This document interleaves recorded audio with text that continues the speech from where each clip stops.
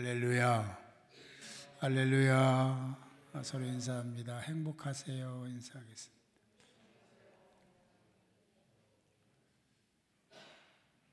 오늘 말씀의 제목은 삶의 방식 그리고 목적이라는 제목으로 함께 은혜를 나누고자 합니다. 고대 그리스의 의사였던 여러분이 다 아시는 유명한 분 히포크라테스는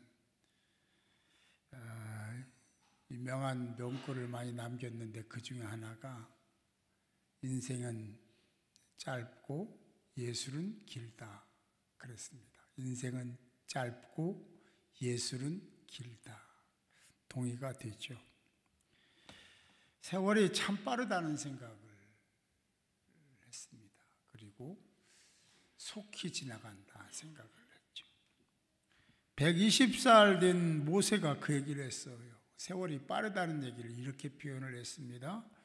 신속히 가니, 세월 얘기하는 거 신속히 가니 우리가 날아가나이다. 그 정도로 세월이 빠르다라고 표현을 했습니다. 그렇습니다. 아이가 젊을 때는 그렇게 안 가. 그래서 언제 한 살 더 먹나 어릴 때 그런 때가 있었습니다. 빨리 떡국 먹어야 나이가 한 살 더 먹는데 어른 되고 싶어서 그랬는데 나이가 들면 들수록 세월이 좀 더디 갔으면 좋겠다. 왜 이렇게 빠른 거야? 뭐 이런 얘기를 주변에서 종종 자주 듣습니다. 그래요. 중요한 것은 세월이 빠르게 느껴지든 느리게 느껴지든 어떻게 사는 삶을 살아야 될까라는 것입니다. 어떻게 사는 것이 옳은 삶이지? 어떻게 살아야 허송세월하는 게 아니지?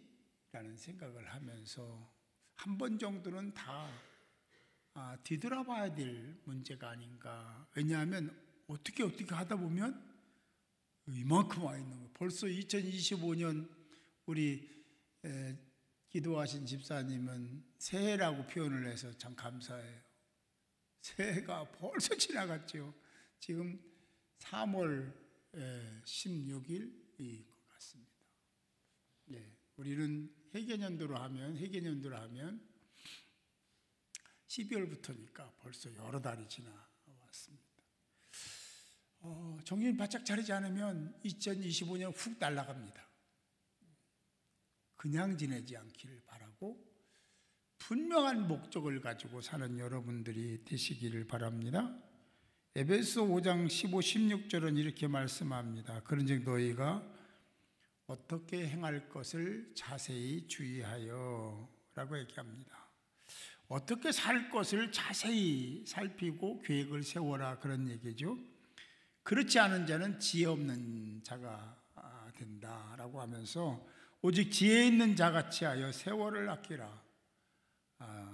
때가 악하니라. 지금 세상이 뭐 예전에도 그랬지만 지금 세상에 딱 맞는 그때 시대마다 맞는 말씀이긴 하지만 지금 그런 것 같습니다. 세월을 아껴서 하나님이 원하시는 목적을 따라 사는 여러분들이 될 수 있기를 주님의 이름으로 축복합니다. 여러분 바쁘죠? 엄청 바쁘죠? 시간이 빨라서 그래요. 뭐 하다 보면 반나절이 막 지나가고, 그죠? 잠깐 한 것 같은데 시간이 막 한두 시간 훅 지나가고. 진짜 바빠서 바쁜 사람도 있고 안 바쁜데 또 바쁜 사람도 있습니다. 어쨌든 바빠요. 애들도 바쁘고요. 부모도 바쁘고요. 어른도 바쁘고 다 너도 나도 다 바빠. 바빠도 해야 될 일은 해야 됩니다. 이렇게 하루를 어떻게 보낼까 계획한다는 것은 대단히 중요해요. 오늘 이런 일을 해야 된다라는 계획을 세우고 사는 사람과 그냥 대충 사는 사람과는 많이 차이가 있습니다. 여러분들은 하루를 저녁에 계획하면 더 좋겠죠. 내일을 계획하고 하나님께 기도하고 잠을 청하고 아침에 일어나서 하나님께 기도하고 하루를 시작하고. 할렐루야, 할렐루야. 네, 그래 살면 하나님이 기뻐하시지 않을까 하는 생각을 합니다.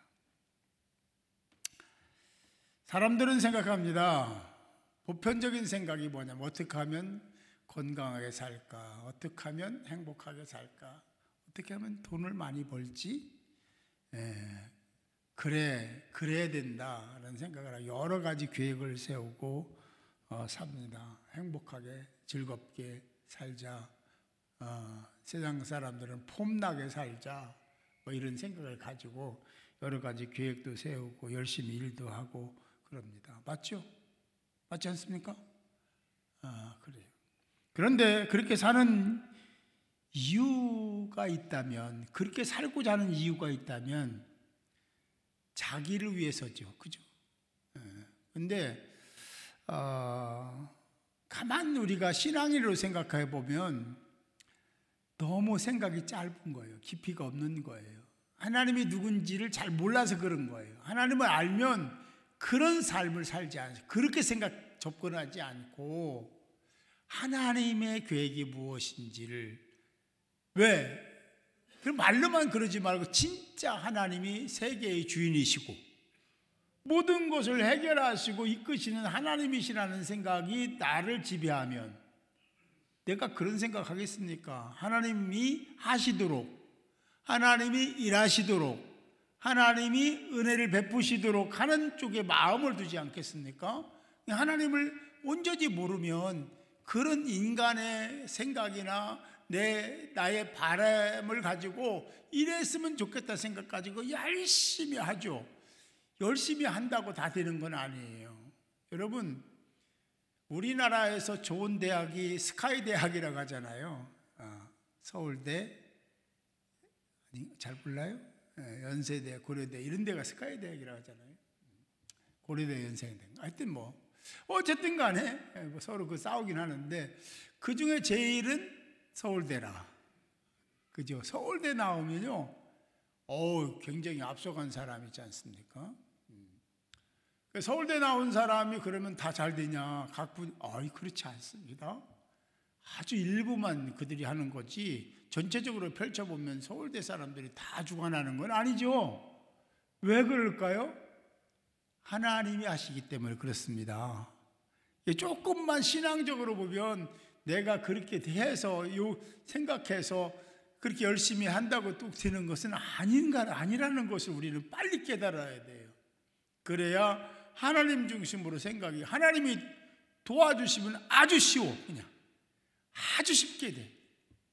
제가 예전에 그런 얘기 했잖아요. 방학 때 숙제를 내. 수수깡으로 안경을 만들어 와라. 내가 하면 잘 안 돼. 근데 우리 위에 형님이 하시면 뚝딱 잘 만들어줘요. 연을 만들어 와라. 그러면 연 내가 만들어 봤자 이렇게 균형이 안 잡혀서 뱅글뱅글 돌고 그래요. 근데 우리 아버님이 만들어 놓으면 아주 잘 올라가.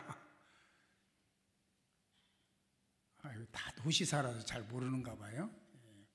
저는 시골에 살아서 잘 알아요. 하나님이 하시면 더 완벽합니다. 모든 일이 하나님이 주도하시기 때문에 하나님께 맡기는 훈련을 해야 돼요. 너의 염려 근심을 다 내게 맡겨라. 내가 그거는 다 할게. 너는 네가 할 일 열심히 해. 그런 말씀도 우리에게 주셨습니다. 성경에도 그걸 뻔히 알면서, 하나님을 알면서도 해찰, 이거 불교인가? 하여튼 딴짓을 하는 신앙인들이 있었고요. 거의 다 그런 과정은 조금씩 다 있었습니다. 아브라함의 호정세월은 뭐예요? 그가 하나님이 그래서 하나님 말씀하셨잖아요. 너는 여기를 떠나라. 친척 아비의 집이잖아. 너 여기서 살았잖아. 너 나름대로는 성공했잖아. 근데 이건 아니야. 떠나. 하나님이 보실 때는 본토 친척 아비 그 지역에 살았던 것이 허송세월이었던 것입니다. 물론 전체적으로는 인생 전체가 하나님의 주도권에 있으니까 이끌어 가심 속에 있으니까 다 연결은 되지만 그 개인적으로 볼 때는 그렇다는 거죠. 야곱이 아버지를 속이고 장자권을 빼앗아서 도망갔어요. 피난 생활을 하잖아요. 그리고 돈도 많이 벌잖아요. 그러니까 이제 짐승들도 많아졌어요. 야복강가에 왔습니다. 어떻게 됐습니까? 또 알거지가 되죠. 그렇죠? 그 남은 것도 나중에 다 세겜에다가 묻어버리잖아요. 그러니까 하나님 보실 때는요, 저도 나름대로는 굉장하게 살 것 같지만 하나님 보실 때는 인정을 안 하시는 거죠. 다 내려놔라, 다 버려라. 그리고 하나님을 만나서 새 삶을 시작하는 야곱의 모습을 우리는 봅니다. 모세도 마찬가지 살인했어요. 그리고 미디안 광야로 나가서 40년을 삽니다. 뭐 했어요? 40년 동안 뭐 한 거예요? 그냥 허송세월 같은 세월을 보낸 겁니다. 그래 하나님이 부르시잖아요.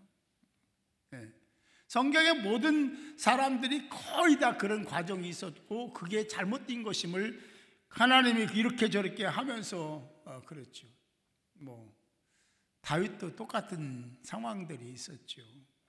하나님께 죄를 짓고 이렇게 저렇게 자기 생각을 가지고 이러지도 저러지도 못하고 우물딱주물딱 하다가 큰 낭패도 당한 적도 있고, 사울은 사울이 바울 됐지 않습니까? 하나님을 만나고 이름을 바꿔서 작은 자라는 이름에 사울은 큰 자고, 그죠? 진짜 큰 자였습니다. 대단한 자였어요. 그런데 그가 하나님을 만나고 이거 아니구나. 그걸 다 내려놓고 다시 시작하잖아요. 바울로. 그래요. 그런 상황들이 있었다는 거지. 그런데 그걸 왜 그렇게 기록했냐면 그렇게 살아도 된다라는 게 아니라 그렇게 살지 말라는 메시지 교훈을 주시기 위해서 그런 것도 다 기록했음을 믿으시기 바랍니다. 우리 인생이 완벽하면 얼마나 좋겠어요. 그런데 완벽하지 않습니다. 앞에 있는 조 목사도 절대로 완벽하지 않습니다. 누구나 다 이런 허점들이 있는 거죠. 그래요. 어쨌든 우리는 하나님이 정해주신 인생이고 하나님의 이끄심 속에 살아야 돼. 특별히 구원받은 사람들은 그렇게 살아야 맞습니다. 내 생각대로 자꾸 살려고 하지 말고 아버지 생각대로 살려고 노력을 하려면 뭐부터 해야 되냐면 내 생각을 내려놔야 되잖아요. 그래 아버지가 들어오시잖아요. 아버지 생각을 심어주시잖아요. 내가 자꾸 주장하면 아버지 생각은 없어요. 그러면 여전히 내 생각대로 사는 것이 되는 거고, 하나님 말씀을 자꾸 생각하며 내 생각을 조금씩 내려놓으면 아버지가 자꾸 주도하시는 거예요. 그 인생이 복 있는 인생, 그 인생이 행복한 인생, 그 인생이 열린 인생이 될 줄 믿으시기 바랍니다. 그래요. 에베소서 5장 17절은 이렇게 말씀해요. 그러므로 어리석은 자가 되지 말고, 할렐루야. 그래 맞아. 그러니 어리석은 자처럼 그렇게 선택하고 판단하고 네 맘대로 살지 말고, 그런 얘기잖아요.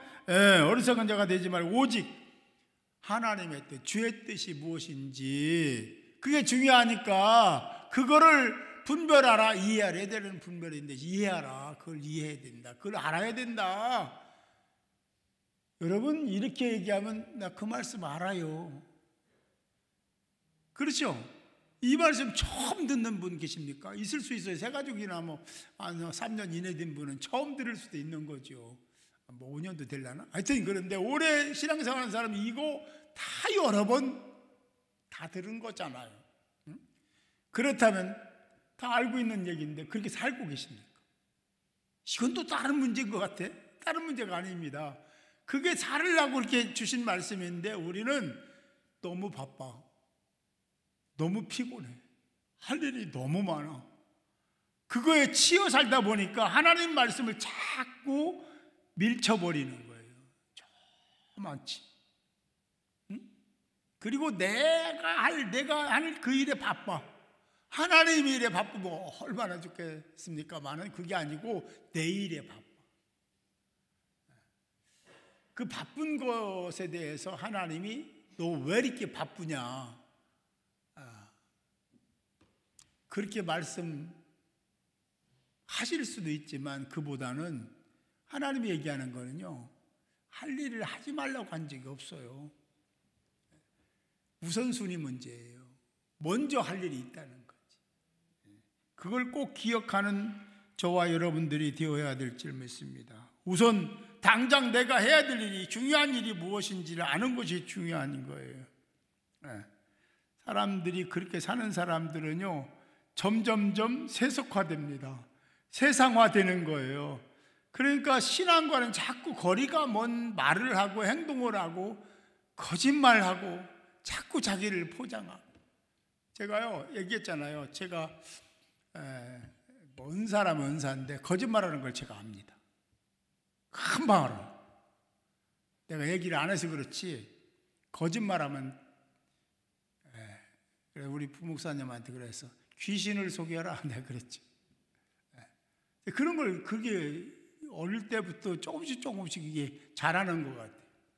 저한테 거짓말하지 마. 저는 다 아는데 가만히 있는 거예요, 그냥.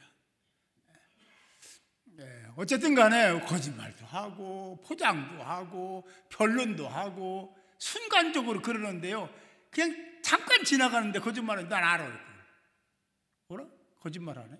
이렇게 느껴져요. 그냥 솔직하게 사는 게 좋잖아요. 그거 그렇게 한다고 그게 큰 내가 원하는 게 이루어지거나 그러지도 않습니다. 어쨌든 우리는 이거 조심해야 돼. 세상이 전부인 것처럼 착각하지 마라. 내가 그렇게 살기는 싫은데 보니까 목사님도 그렇게 살아. 전사님도 그렇게 살아. 장로님도 그렇게 사네. 나도 그렇게 살지 뭐. 이렇게 되면 안 된다는 거예요. 누가 살건 안 살건, 그렇게 살든 안 살든 상관없이 나는 십자가의 길을 가고 주의 길을 가리라. 이게 돼야 되는 거예요. 그런 사람들이 하나님의 은혜를 입고 그런 사람들을 위해서 하나님이 일하기 시작하신다.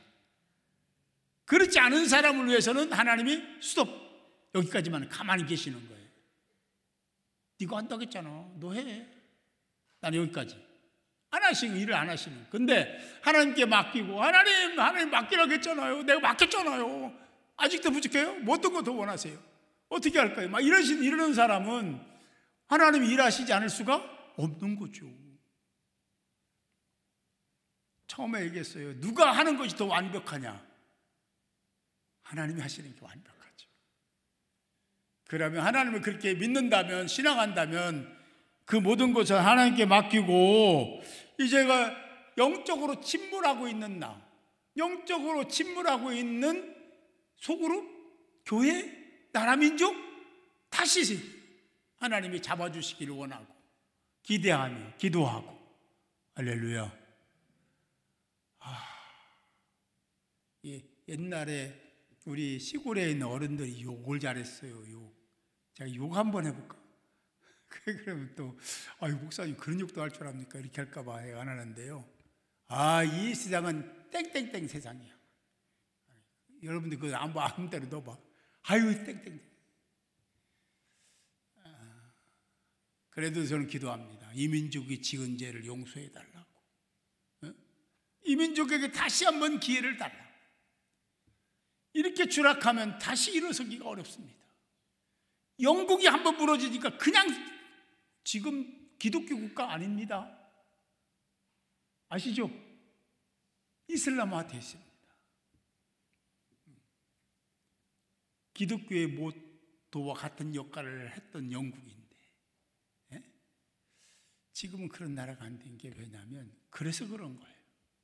우리도 정신 차리지 않으면 한번 추락하고 무너지면 이거 세운다는 건 진짜 요원합니다.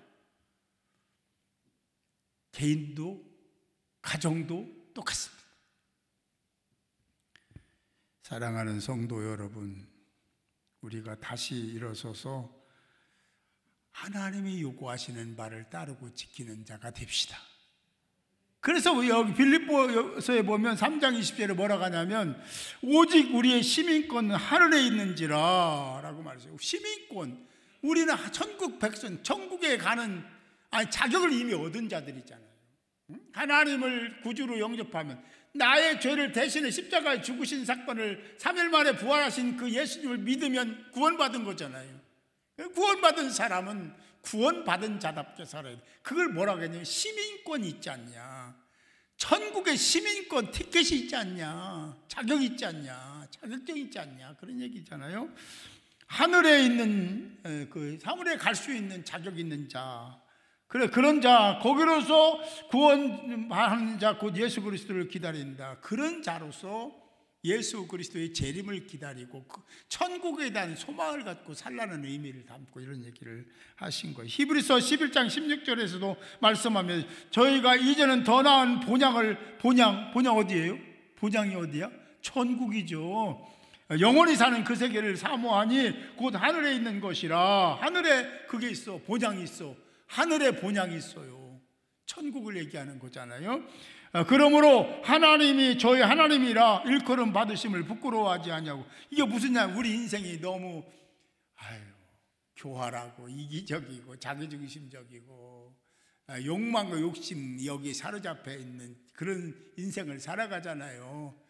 그런데도 불구하고 당신이 아버지가 되는 것을 부끄럽게 생각하지 않는다는 거예요. 여러분 자녀들 중에 여러분들을 막 이게 잘 효도하고 그런 사람과 그렇지 않은 사람이 있다고 해서 너는 참, 야, 너 어디 가면 나 아는 척 하지 마라. 너 나 아는 척 하면 내가 너 창피해. 그래서 엄마라고 부르지 마, 아빠 그러지 마. 그런 사람 있습니까? 없잖아요. 그런 사람 없잖아요. 왜? 내가 사랑하니까. 하나님이 여러분들 허점 문제를 붙잡고 너 이놈 그러면요, 이게 말이 안 되는 거예요. 하나님이 그렇게 너 자녀가 된 걸 난 부끄럽게 생각 안 한다. 부끄러운 짓 많이 하잖아요. 그래도 하나님이 기다리시고 기대하시는 거예요. 여러분들이 잘 되기를 원하시는 것입니다. 그 하나님이 여러분들의 아버지라니까요. 여러분들은 하나님의 자녀, 그의 백성입니다. 그래요. 우리가 저기 지금에만 집중하는, 그렇게 여기만 집중하는, 여기만 바라보는 근시안적 인생이라고 그러잖아요. 여기만 바라보는 그런 인생이 되지 말고 하나님의 세가, 아니 시민권이 하늘에 있어요. 본향이 하늘에 있잖아요. 천국을 바라보면서 사는 사람, 그런 사람이 행복한 사람이고 복 있는 사람이지 않을까 하는 생각을 합니다. 사랑하는 성도 여러분, 여러분은 하나님의 사랑입니다. 여러분은 하나님의 사랑이에요. 괜히 위축되지 말고 나 같은 거 이렇게 생각하지 마요. 별거 아니에요. 인생 별거 아니에요. 젊었을 때는요, 여러 가지 차이가 있어. 어떤 사람은 코가 잘생기고 어떤 좀 못생겨가 차이 있잖아요. 나이 들으면요, 거기가 거기야. 비슷하게 되죠? 그렇지. 옛날에 냅다 못생겼는데 지금은 그냥 똑같아. 그분의 인품이나 인성이나 신앙을 보면 그냥 더 멋있어 보이고 이뻐 보이는 거지. 아닌가? 그렇잖아요. 우리가 신앙생활하면서 자꾸 인간적인 가치, 그런 기준, 표준을 가지고 얘기하는 게, 우리는 자꾸 살아가면서 하나님의 표준, 하나님의 말씀의 기준, 잣대, 기둥을 가지고 뭔가를 생각하고 말해야 옳지 않냐 하는 생각을 하게 됩니다. 그렇습니다. 이제 우리가 신앙생활하는 그 자체, 하나님의 자녀됨으로서 살면서 여러 가지 다른 사람들로부터 조롱을 받고 조소를 받고 핍박을 받고 공격을 받는다 할지라도 그걸 자랑스럽게 생각하면서 아버지의 뜻을 따라서 여전히 여상이 그럼에도 불구하고 하나님의 뜻을 따라 산다면 그 인생은 하나님이 책임져 주시지 않을까 하는 생각을 합니다. 자꾸 내가 하려고 하면 하나님은 자꾸 그만둔다니, 그만 중단하신다니. 내가 하려고 하면 안 돼. 내가 하려고 하면 하나님께 물어봐요. 뭘 할지, 뭘 해야 되는지, 어떻게 해야 되는지 물어보는 건 참 좋은 거잖아요. 내가 주도적으로 하는 것은 하나님이 원하지 않는다. 나에게 물어봐. 내가 해준다니까. 너는 네 일이나 잘해. 계속 그러시는 거예요. 그래요. 저와 여러분들은 해야 될 일이 꼭 있습니다. 갈 곳도 있고요. 해야 될 일도 많습니다. 그런데 그것을 구별할 수 있는 힘이 있어야 돼요. 하나님이 하실 일인지, 내가 해야 될 일인지, 우리가 해야 될 일인지, 이건 다른 사람이 또 해야 될 일인지를 구별할 수 있는 분별력이 있어야 될 줄로 믿습니다. 그래야 된다. 하나님 나라의 백성된 자는 당연히 하나님 말씀을 따라야 되고 말씀대로 순종하는 삶을 살아야 될 줄 믿습니다.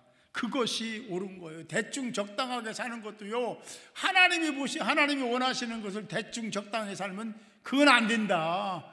우리의 인생에서 꼭 안 해도 되는 것들 있잖아요. 그거에 대한 거는 그냥 대충 넘기더라도 중요하고 시급한 문제나 내가 꼭 하나님이 명령하신 일들을 더 집중해서 하는 것이 필요하다. 할렐루야. 맞으면 크게 아멘 합시다. 그래야죠. 그렇습니다. 더도 말고 덜도 말고 내가 아는 만큼, 아는 만큼만이라도 하자. 하나님 말씀 한 구절에도 붙들고 늘어지면 그걸 막 묵상하고 그렇게 살려고 애쓰면 제가 장담할게요.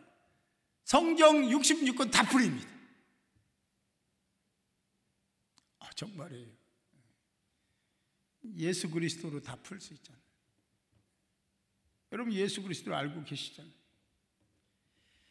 그리고 오늘 이사야 43장 21절의 말씀에 뭐라고 하냐면 이렇게 이런 말씀을, 이 백성은 당신이 선택한 당신을 아버지라고 부르는 모든 사람들을 가리키는 거죠. 그의 소유된 백성들은 내가 나를 위해 지었다. 너희들을 내가 지은 것은 나를 위해 지었어. 너를 보낸 것도 나를 위해서 보냈어. 너희를 부르는 것도 나를 위해서 그런 거야. 하나님은요, 조금 말이 좀 어폐가 있지만 하나님이 욕심쟁이, 자기만을 위해서 살아달래. 근데요, 그 보상은요, 우리가 상상을 초월하는 것입니다. 하나님이 하시겠다는 거예요. 너는 나를 위해 살아. 나는 너를 위해서 일을 할게. 이게 하나님의 그런 카버넌트 계약이 되어 있는 거야. 믿으시면 아멘. 그런데 우리가 그걸 파괴하는 거예요. 내가 할게. 내가 하겠다니까요. 하나님 가만히 있어. 내가 할게. 이렇게 하는 경우가 너무 많아요. 맡깁시다. 하나님의 권을 내가 빼앗으면 내가 하나님같이 되고자 함이야. 그렇게 하고 어떻게 복을 받아요? 받지 못합니다. 하나님도 여러분 잘 되기를 원하고 계십니다. 기다리고 계십니다. 그래요. 그 하나님의 원하심을 따라서 살면 하나님은 여러분들을 세워주시고 여러분을 통해서 영광 받으시고, 그래서 여기도 얘기하잖아요. 이 백성은 내가 나를 위해 지었나니 나의 찬송을 부르게 하려 함이니라. 여러분들은 이거 하나 알아야 돼요. 인생은 모든 과정들이 하나님이 주시는 기회다. 기회 속에 살고 있는 거예요. 그 기회를 가지고 어떻게 선용하느냐에 따라서 열매가 달라지는 거예요. 가진 은사, 재능, 소유, 시간, 건강 가지고 하나님을 위해서 살자. 할렐루야. 그것이 하나님이 기대하시는 거예요. 그래요.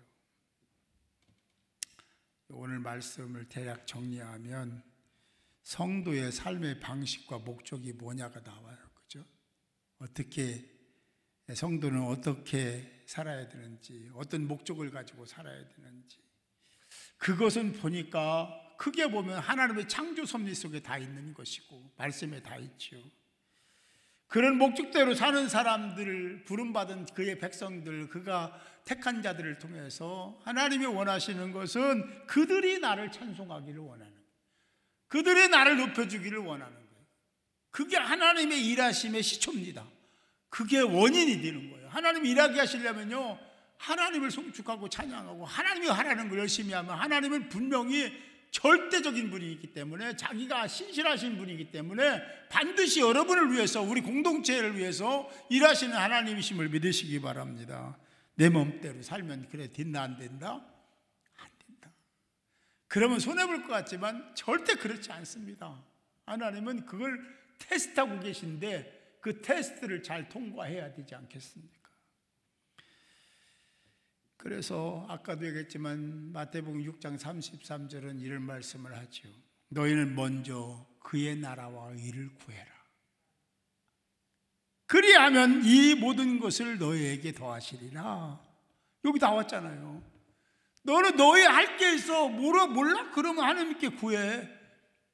어떻게 해야 되는지, 뭘 해야 되는지.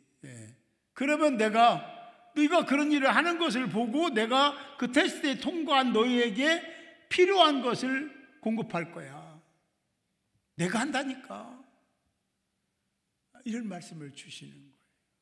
로마서 14장에서 8절의 말씀합니다. 살아도 죽어도 주를 위해 죽고. 할렐루야. 주를 위해 살면 되는 거예요. 그게 답입니다. 그러면 그게 다 그거로 평가를 받는 거예요. 다른 사람들에게 뭐 잘했느니 못했느니 막 이렇게 살아야 된다고 막 그런 하지 마세요. 그냥 내가 할 일 열심히 하면 그게 최고입니다. 그게 다예요. 전부예요. 그게 전부라. 물론 가르치는 사람으로 지도하는 사람으로 교사니까 이렇게 살아 이런 거 얘기하는 게 아니에요. 그죠? 비판하는 거 얘기하는 거예요. 그 사람을 이렇게 생각하고 이렇게 하는 그런 걸 하지 말자라는 거죠. 살아도 주를 위해 죽어도 주를 위해 죽고 죽으나 사나 우리가 다 주의 것이다라는 말씀을 주신 이유를 알았으면 좋겠습니다. 사랑하는 성도 여러분, 우리는 다시 베드로전서에 나온 말씀이죠. 우리는 그의 백성, 그의 소유입니다. 그게 얼마나 큰 복입니까? 그의 자녀, 그의 백성, 그의 소유가 됐다니까요. 하나님의 재산입니다. 여러분들이 하나님의 재산이에요. 하나님의 재산인데 하나님 재산을 누가 빼앗아가? 누가 마음대로 해요? 놓쳤지. 그러려면 그 관계를 잘 맺으면, 하나님과 관계를 잘 맺으면 된다는 마음을 가지고 그의 부름받은 자에 합당한 삶을 살아가는 여러분들이 되시기를 축복합니다. 그런 여러분을 하나님 사랑하십니다. 저도 여러분들이 그런 삶을 살 때 더 사랑하게 될 거예요. 서로가 그런 마음을 가지고 하나님이 원하시는 자녀로 그의 소유된 백성으로서의 자격을 가지고 살아가는 여러분들이 되시기 바랍니다. 그것이 바로 그리스도인들의 삶의 방식이 되어야 되고 하나님 뜻대로 사는 것이, 그리고 하나님이 원하시는 목적을 따라 사는 것이 우리의 목적이 됐을 때 하나님은 일하신다 믿으시고 승리하시기를 주님의 이름으로 축복합니다. 기도합니다. 하나님 감사합니다. 오늘도 귀한 말씀을 주셨습니다. 우리의 삶의 방식이 하나님이 원하심이 되게 하시고 우리의 인생의 목적이 하나님이 원하시는 목적이 되게 하여 주옵소서. 예수님의 이름으로 기도합니다. 아멘.